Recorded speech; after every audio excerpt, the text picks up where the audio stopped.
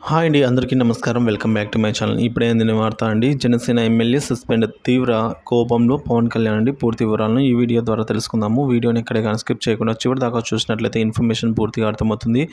వీడియోకి ఒక లైక్ కొట్టండి ఫ్రెండ్స్. వీడియోలోకి తెలుపుదాము. అంబేద్కర్ కోనసీమ జిల్లా రాజోలు ఎమ్మెల్యే దేవరప్రసాద్ స్థానికులకు అందుబాటులో ఉండటం లేదట. వీలైతే 4 మాటలు కుదిరితే కప్ కాఫీ అన్నట్టుగా అప్పుడప్పుడు హైదరాబాద్ టు రాజోలు వచ్చి వెళ్తారట. తాను ఎమ్మెల్యేగా గెలిచిన 2 నెలలు కావస్తున్నప్పటికీ ఇంతవరకు కూడా రాజోల్లో అద్దె ఇల్లు కూడా తీసుకోకుండా నడిపిస్తున్నారట. తన పార్టీ అధినేత పవన్ కళ్యాణ్ సైతం ఎన్నికలకు ముందే పిఠాపురంలో ఇల్లు అద్దెకు తీసుకుని ఉండటమే కాకుండా సొంత స్థలం కూడా కొన్నారట.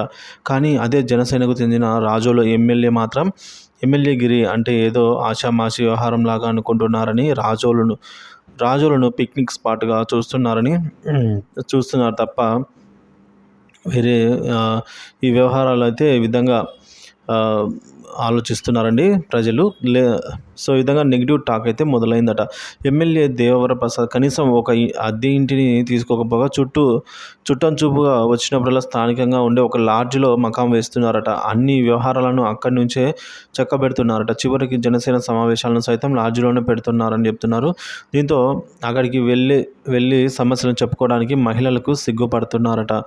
ఏ కారణం ఏదైనా సరే మనం లాడ్జికి వెళ్ళడం ఏంటని సొంత పార్టీకి చెందిన వీర మహిళలు సైతం సిగ్గుతో బాధపడుతున్నట్టు తెలుస్తోంది. ఇక పార్టీ కార్యక్రమం పేరుతో లాడ్జికి రాలేమంటూ అసలు కార్యక్రమాలకి వెళ్ళలేకపోతున్నట్లు తెలుస్తోంది. దానికి బదులుగా ఓ అద్దె ఇంటిని తీసుకొని ఉంటే ఎవరికి ఇబ్బంది ఉండదు కదా అనే వ్యాఖ్యలు జనసేన వర్గాల్లో వినిపిస్తున్నాయి. ఎమ్మెల్యే దేవరప్రసాద్ రిటైర్ ఐఏఎస్ అధికారి ఆయన కాబట్టి ప్రజాప్రతినిధి అయినా కూడా అతనికి అధికారం పోకుండా లాడ్జీలో కూర్చొని ఆదేశాలు ఇస్తుంటారు తప్ప క్షేత్రస్థాయిలో పర్యటనలు జరపడం లేదన్న విమర్శలు పెరుగుతున్నాయి. రాజోలు ప్రజలకు 2 నెలలకే ఈ లాడ్జీ రాజకీయాలు విసుగు పుట్టిస్తున్నాయట టాక్ వినిపిస్తోంది.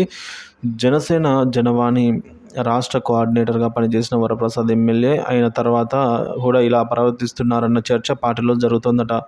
ఉమ్మడి తూర్పుగోదావరి జిల్లాలోని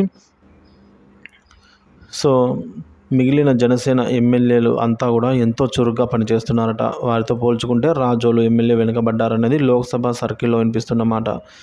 ప్రస్తుతానికి అయితే ఈ విధంగా అయితే ఉందండి. మొత్తానికి అయితే తీవ్ర కోపంలో పవన్ కళ్యాణ్ గారు జనసేన ఎమ్మెల్యేకి సంబంధించి ఇటువంటి వ్యవహారాలు అయితే ఇక ఉండకూడదని అయితే ఆలోచనలో ఉన్నారనమాట.